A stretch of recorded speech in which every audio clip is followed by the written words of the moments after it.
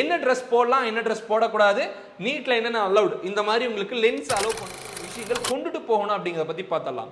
So let me explain. First NEET admit card என்னென்ன மாதிரியான விஷயங்கள் நீங்க பண்ணக்கூடாது நீட் எக்ஸாம்ஸ்லாம் ஃபர்ஸ்ட் கேட்காதீங்க.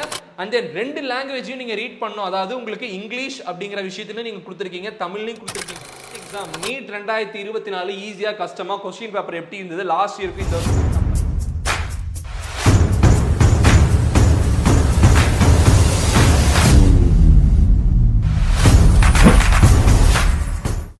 அனைவருக்கும் வணக்கம், வெல்கம் பேக் யூ ஆல். நான் உங்கள் தினேஷ் பிரபு, கரியரன்ஸ் எக்ஸ்பர்ட் அனலிஸ்ட்.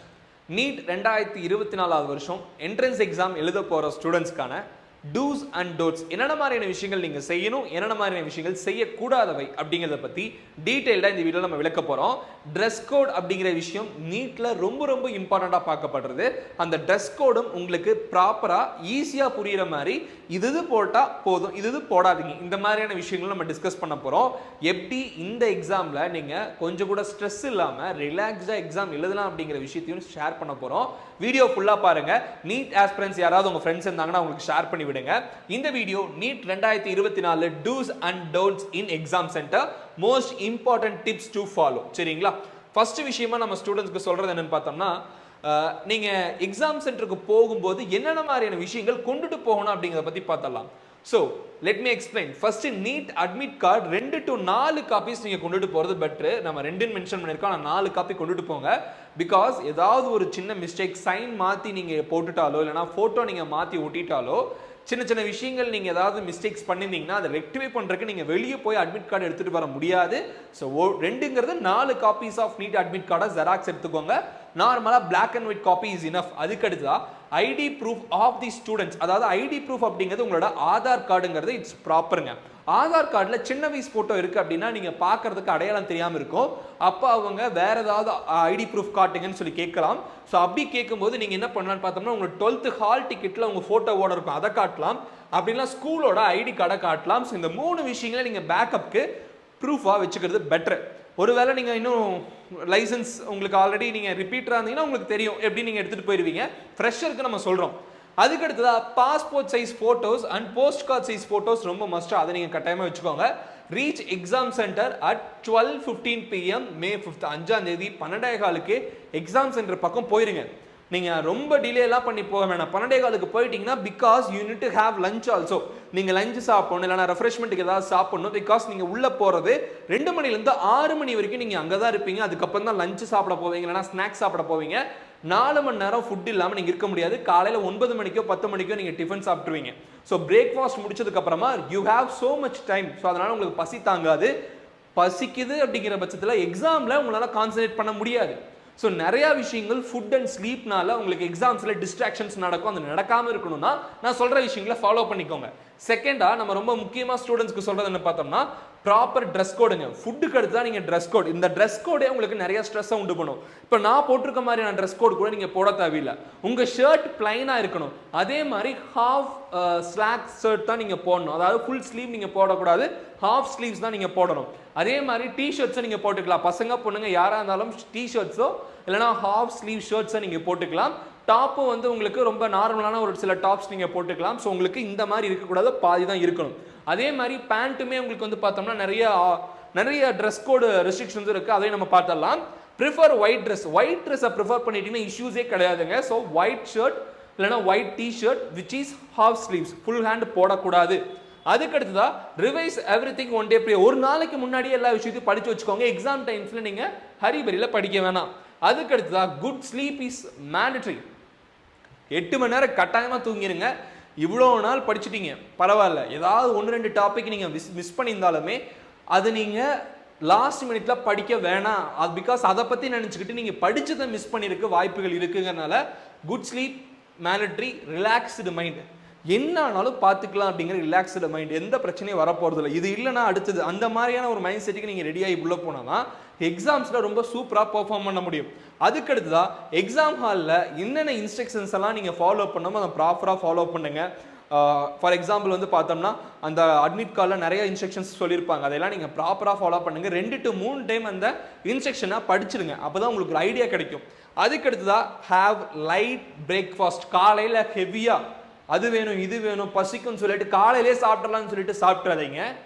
பிகாஸ் உங்களுக்கு அதுவே ஏதாவது இஷ்யூஸை கொண்டு வந்தாலும் கொண்டு வந்துடும். எல்லாம் லைட் பிரேக்ஃபாஸ்ட் சாப்பிட்டுக்கோங்க. ப்ரிஃபர் நீங்கள் வீட்டிலேருந்து போகிறீங்கன்னா வீட்டில் வந்து இட்லியோ தோசையோ லைட்டாக சாப்பிட்டுக்கோங்க. அங்கே போய் நீங்கள் ஃப்ரெஷ் ஜூஸ் சாப்பிட்டுக்கோங்க. அண்ட் தென் பயோ பிரேக்ஸ் கூட இதில் இல்லை. ஸோ அதனால் எக்ஸஸாக வாட்டர் நீங்கள் கன்சம்ஷன் பண்ண வேணாம். என்ன சொல்கிறது, எக்ஸாம் சென்டருக்குள்ளே போயிட்டீங்கன்னா வாட்டர் கன்சம்ஷனை ஸ்டாப் பண்ணிடுங்க. எக்ஸாம் முடிச்சு வந்ததுக்கப்புறம் நீங்கள் குடிச்சிக்கலாம். அதுக்கு அடுத்ததாக ரொம்ப இம்பார்ட்டண்டான விஷயம் என்னென்னு பார்த்தோம்னா டோன்ட்ஸ். என்னென்ன மாதிரியான விஷயங்கள் நீங்கள் பண்ணக்கூடாது நீட் எக்ஸாம்ஸ்லாம். ஃபஸ்ட்டு ட்ரெஸ் கோடை நீங்கள் வந்து மஸ்ட்டு ஃபாலோ பண்ணணும். அது ரொம்ப ரொம்ப இம்பார்ட்டன்ட். அதுலேயுமே எலக்ட்ரானிக்ஸ் ஐட்டம்ஸை அவாய்ட் பண்ணணும். மொபைல் ஃபோன்ஸு அண்ட் தென் உங்களுக்கு வந்து டிஜிட்டல் வாட்ச்சு, வேறு என்ன எலக்ட்ரானிக்ஸ் ஐட்டம் இருந்தாலுமே நீங்கள் அதை அவாய்ட் பண்ணிடுங்க. ஆர்னமெண்ட்ஸ் கையில், காதில், மூக்கில், கழுத்தில் அண்ட் தென் ரொம்ப முக்கியமாக ஒரு சில பசங்க வந்து பார்த்தோம்னா வெள்ளி அருணா கயிறு கூட நீங்கள் கட்டியிருப்பீங்க. அதையுமே நீங்கள் அவாய்ட் பண்ணிடணும். அதுவுமே கட்டுறக்கு அலோடு இல்லை. கையில் கயிறு கூட கட்டக்கூடாது, கழுத்தில் கயிறு கட்டக்கூடாது, மோதிரம் போடக்கூடாது. எந்த ஒரு விஷயமும் உங்கள்கிட்ட ஆர்னமெண்ட்ஸ் இருக்கவே கூடாது. டைட் கிளாத்ஸ் போடவே கூடாது. ஃபுல் ஸ்லீவ்ஸ் அலௌடு இல்லை. ஜீன்ஸ் பேண்ட் அலௌடு கிடையாது. வாட்டர் பிரேக்ஸ் கிடையாது. வாஷ்ரூம்ஸ் அனுப்ப மாட்டாங்க. இந்த விஷயத்தினால உங்களுக்கு டைம் மிஸ் ஆகும். எக்ஸாமில் 2-3 கொஸ்டின்ஸ் விட்டுட்டு வரதுக்கும் வாய்ப்புகள் இருக்குது. அதை கேட்டுட்டு நிற்காதீங்க. அண்ட் தென் 2 லாங்குவேஜையும் நீங்கள் ரீட் பண்ணணும். அதாவது உங்களுக்கு இங்கிலீஷ் அப்படிங்கிற விஷயத்துலையும் நீங்கள் கொடுத்துருக்கீங்க, தமிழ்லையும் கொடுத்துருக்கீங்கன்னா இந்த ரெண்டையுமே படித்து பார்த்து ஆன்சர் ரிப்ளை பண்ணுங்கள். இல்லை இங்கிலீஷ் மட்டும்தான் கொடுத்துருக்கீங்கன்னா ஒவ்வொரு கொஸ்டினையும் 2 to 3 டைம் படித்து பாருங்கள். நீங்கள் வேறு மாதிரி அந்த கொஸ்டினை மைண்டில் வச்சுக்கிட்டு ஆன்சரை வேறு மாதிரி மாற்றி எழுதிடக்கூடாது. OMR ஷீட்டில் தான் ஆன்சர் பண்ணுவீங்க. ஸோ ஒவ்வொரு விஷயத்தையும் ஃபோக்கஸ்டாக பொறுமையாக OMR ஷீட்டை ஃபில் பண்ணுங்கள். OMR ஷீட்டை ஃபில் பண்ணுறதுக்கு ஒரு ப்ராக்டிஸ்க்கு ஒரு 3 to 4 OMR ஷீட்டை வாங்கி வீட்டில் ஃபாஸ்ட்டாக எப்படி OMR ஷீட்டை ஃபில் பண்ண அப்படிங்கிறத ப்ராக்டிஸ் பண்ணிக்கோங்க.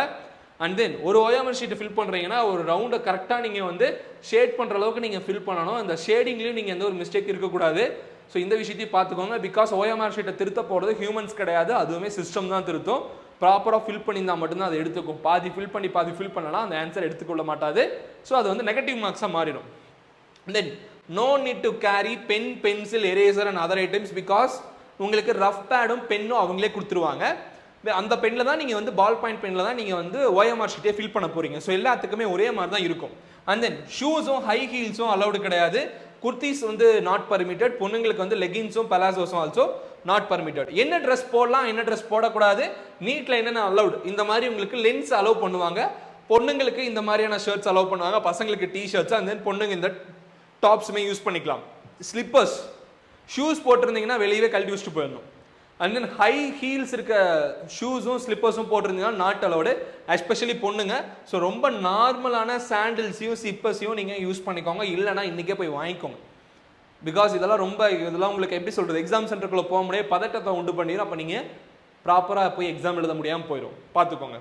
அதுக்கு அடுத்ததாக என்னெல்லாம் அலௌடு இல்லை, பர்ஸ் கொண்டுட்டு போகக்கூடாது, கேஷ் கொண்டு போகக்கூடாது, காயின்ஸ் வச்சிருக்கக்கூடாது, எதுவுமே கொண்டுட்டு போகக்கூடாது. யாராவது கூட வந்தாங்கன்னா அவங்கள கொடுத்துட்டு போயிருங்க.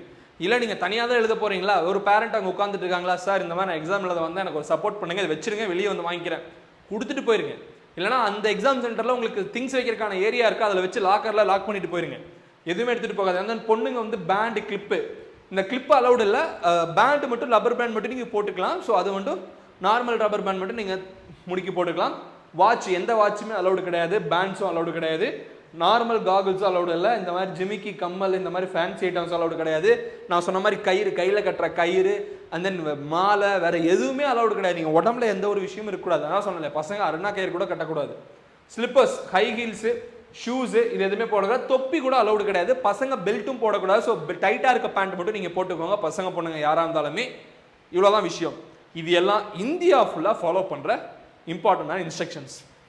And then apart from that கேர்ள்ஸ்க்குமே ஒரு சில விஷயங்கள் இருக்குது. அது என்னங்கிறத நீங்கள் வேறு ஒரு சில விஷயங்களை பார்த்தீங்கன்னா தெரியும். ஸோ இன்னுமே அங்கே அட்மிட் கார்டில் ட்ரெஸ் கோட ப்ராப்பராக படிச்சுக்கோங்க. பசங்களுக்கு இம்பார்ட்டண்டாக என்ன சொல்லணுமோ அதெல்லாமே சொல்லிட்டேன். பொண்ணுங்களுக்கும் நம்ம சொல்லக்கூடிய விஷயங்களை ஷேர் பண்ணிட்டேன். ஃபைன். அதுக்கடுத்துதான் நம்ம சேனல்ல வந்து student review about NEET exam. NEET 2024 ஈஸியாக கஷ்டமாக கொஸ்டின் பேப்பர் எப்படி இருந்தது, லாஸ்ட் இயருக்கும் இந்த வருஷத்துக்கு கம்பேரிசன் என்ன, கட் ஆஃப் மார்க் இன்க்ரீஸ் ஆகுமா டிக்ரீஸ் ஆகுமா அப்படிங்கிற அனாலிசிஸ் அடுத்து நம்ம சேனலில் அடுத்த வீடியோஸாக வரப்போது. நாளைக்கு பசங்க எக்ஸாம் எழுதிட்டு வெளியே வரும்போது எக்ஸாம் எப்படி இருந்தது அப்படிங்கிறது கேட்க போகிறோம்.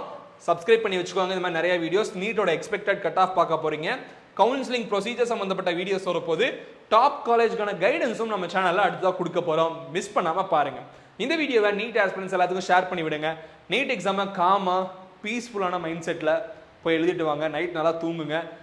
என்ன படிச்சீங்களோ அதை ரிவைஸ் பண்ணிக்கோங்க. நீட் மார்க் எடுக்க ட்ரை பண்ணுறீங்க, கட்டாயமாக எடுத்துருவீங்க. எம்பிபிஎஸ் டாக்டர்ஸ் நிறைய பேர் வரணுங்கிற வாழ்த்துக்கள். இது சக்ஸஸ் ஆகல அப்படிங்கிற கண்டிஷன்ல நீங்கள் யாரும் ஒரி பண்ண வேணாம். அதுக்கு அடுத்து இருக்க ஆப்ஷன்ஸை நீங்கள் யூட்டிலைஸ் பண்ணிக்கலாம். சரிங்களா? இந்த வீடியோவை இதோட முடிச்சுக்கலாம். வேறொரு வீடியோவில் உங்களை சந்திக்கும் வரை signing off yours Dinesh Prabhu. Thanks for வாட்சிங். Have a good day and take care. Bye.